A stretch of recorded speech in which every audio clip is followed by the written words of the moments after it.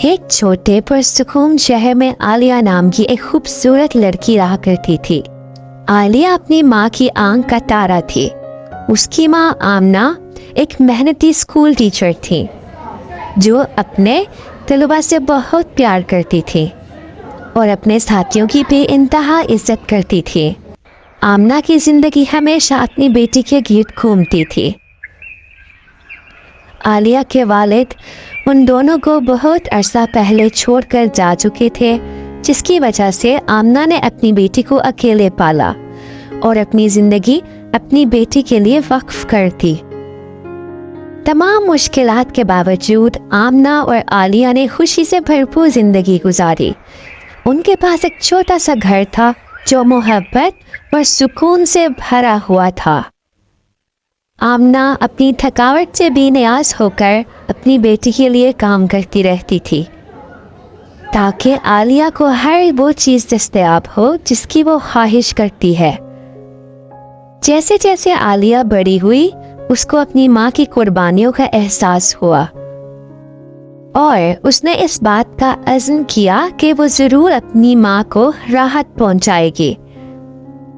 एक शाम जब दोनों माँ बेटी बावर्ची खाने में मिलकर खाना बना रही थी, आलिया ने अपनी माँ की जानिब देखा और कहा, माँ, आप मुझे बहुत कमजोर दिखाई दे रही हैं। क्या आप ठीक हैं? आमना मुस्कुराई और अपनी बेटी को जवाब दिया, मैं ठीक हूँ मेरी जान, बस काम से थकी हुई हूँ, फिक्र मत करो।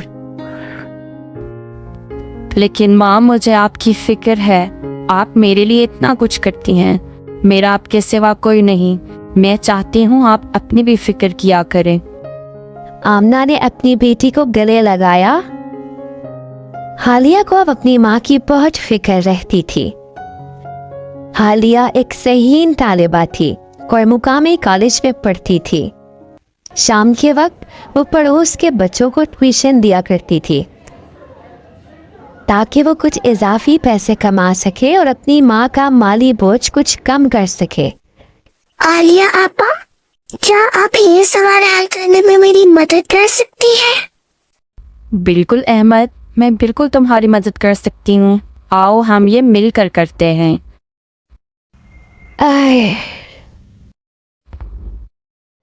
माँ, चले मेरे साथ, हम डॉक्टर के पास चलते हैं। आप काफी दिनों से मुझे ठीक नहीं लग रही। उसे अपनी माँ की तबीयत कुछ ठीक नहीं लग रही थी। आलिया की बात सुनते ही उसकी माँ उठकर बैठ गई। आलिया, मैं तुम्हारी फिक्र की कदर करती हूँ, लेकिन बेटा मैं ठीक हूँ। अच्छा, मैं वादा करती हूँ अगर मुझे अपनी तबीयत ठीक ना लगी तो मैं डॉक्टर के पास चली जाऊंगी। तुम बस अपनी पढ़ाई पर तवज्जो दो। आलिया को ना चाहते हुए भी अपनी माँ की बात मानना पड़ी, लेकिन उसके दिल में कुछ चुभन सी थी। उसके दिल को सुकून नहीं मिल रहा था। एक सुबह जब आलिया जागी तो उसे उसकी माँ बाहर नजर नहीं आई। वो अभी तक अपने बिस्तर में ही थी। उसने आहिस्ता से आमना को जगाया, लेकिन आमना ने कोई जवाब नहीं दिया। माँ, आंखें खोले। खौफ के आलम में आलिया ने अपनी माँ को जगाने की कोशिश की, लेकिन अब बहुत देर हो चुकी थी। आमना नींद ही नींद में इंतकाल कर चुकी थी। आलिया का गम नाकाबिले बयान था। उसने चीखना चिल्लाना शुरू कर दिया। वो अपनी माँ को इस तरह छोड़ने के लिए तैयार नहीं हो रही थी। माँ, आंखें खोले। माँ, आप आंखें क्यों नहीं खोल रही? माँ, मैं आपके बगैर नहीं रह सकती। खुदा के लिए आंखें खोले। आमना की मौत की खबर जल्दी फैल गई और आलिया के चचा उमर और चची नाजिया उसे अपने साथ ले आए। उन्होंने उसका घर बेचने का फैसला कर लिया और उस रकम से आलिया की माली मदद का फैसला किया।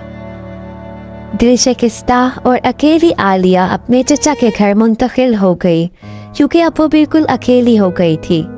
उसकी चची नाजिया और उसकी दो बेटियां ज़ारा और नादिया पहले तो उसका बहुत गर्मजोशी से इस्तकबाल किया, लेकिन जल्द ही हालात कुछ खराब होने लगे। एक शाम जब वो खाने के लिए बैठे थे, चची नाजिया ने आलिया की तरफ नफरत से देखा और कहा, आलिया, तुम ऐसा करना, ये कुछ खाना बचा है, खा लेना। फ्रिज में जो खाना रखा है वो मेरी बेटियों का है। जी चची नाजिया, मैं यही खा लूंगी। ज़ारा, जो कि चची नाजिया की बड़ी बेटी थी, उसने हकारत से आलिया को कहा, आलिया, तुम्हें हमारा शुक्रगुजार होना चाहिए कि हमने तुम्हें अपने घर में रहने की जगह दी। अगर हम ना होते तो तुम किसी यतीम खाने में ही पड़ी होती। शुक्रिया ज़ारा। चची नाजिया और उनकी बड़ी बेटी ज़ारा ने अपनी असली रंग दिखाना शुरू कर दिए थे। ज़ारा आलिया की जहानत और खूबसूरती से बहुत जलती थी, जबकि चची नाजिया उसे इजाफी बोझ समझती थी। वो उससे बहुत बुरा बर्ताव करते थे और उसे खाने को भी कम दिया करते थे। चची नाजिया घर का सारा काम आलिया से करवाती थी, जिससे वो बहुत कमजोर रहने लगी थी। तुमने अभी तक किचन नहीं साफ किया, अभी तक सारा किचन बिखरा पड़ा है। तुम्हें कहा भी था कि जल्दी से काम किया करो। एक रात जब वो जुल्म को बर्दाश्त ना कर सकी, उसका चेहरा आंसुओं से तर हो चुका था। वो बिल्कुल बेबस और तन्हा महसूस कर रही थी। वो रोते रोते सो गई।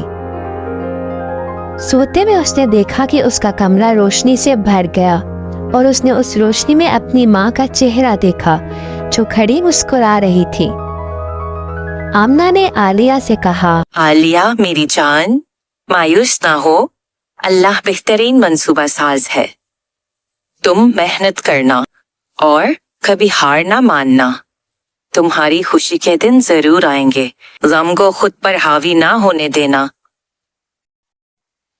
आलिया जब सुबह बेदार हुई तो उसे अपने अंदर एक नई ताकत महसूस हुई। उसने अपने पढ़ाई में दिल लगाने और शाम में बच्चों को ट्यूशन देने का फैसला किया। चची नाजिया और ज़ारा के सख्त सुलूक के बावजूद उसने अपनी मेहनत जारी रखी और उसे उसकी मेहनत का ये सिला मिला कि एक वजीफे पर उसे मेडिकल स्कूल में दाखिला मिल गया। आलिया एक यतीम बच्चों के अस्पताल में अपनी हाउस जॉब कर रही थी। एक दिन एक बावकार खातून मिसेस फरीदा यतीम खाने का दौरा करने आई, जहां उन्होंने आलिया को रज़ाकाराना तौर पर काम करते देखा। उन्हें आलिया बहुत पसंद आई। उन्होंने आलिया से कहा, प्यारी लड़की, तुम्हारा नाम क्या है? मेरा नाम आलिया है। मुझे तुम में बहुत पोटेंशियल नजर आता है। क्या तुम मेरे यतीम खाने के अस्पताल में काम करना पसंद करोगी? मुझे आपके हॉस्पिटल में काम करके बहुत फख्र महसूस होगा। अब आलिया मिसेस फरीदा के यतीम बच्चों के अस्पताल में काम करने लगी थी। मिसेस फरीदा आलिया की तरबियत से बहुत मुतासिर थी। उन्होंने आलिया को अपनी बेटी बनाने का फैसला किया। आलिया ने मिसेस फरीदा की मदद की वजह से अपनी मेडिकल की तालीम जारी रखी और बिल आखिर बच्चों की एक माहिर और मशहूर डॉक्टर बन गई। मेरा बेटा आ गया। मिसेस फरीदा का बेटा बाहर से पढ़कर आ चुका था। कैसे हो मेरी जान? मैं ठीक हूँ माँ, आप कैसी हैं? इस दफा मैं तुम्हारी शादी करवा कर ही दम लूंगी। मैंने तुम्हारे लिए एक बहुत नेक दिल लड़की ढूंढ रखी है। आपकी पसंद लाजवाब होगी माँ, मुझे आप पर फख्र है। मिसेस फरीदा के दिल में एक ख्वाहिश जागी। वो आलिया को अपनी बहू के तौर पर देखना चाहती थी। जब मिसेस फरीदा ने आलिया से इस मुतालिक बात की, वो आलिया ने अपनी जिंदगी का फैसला उनके हाथ में दे दिया। मिसेस फरीदा ने अपने बेटे और आलिया की शादी तय कर दी थी। आज उन दोनों का निकाह था।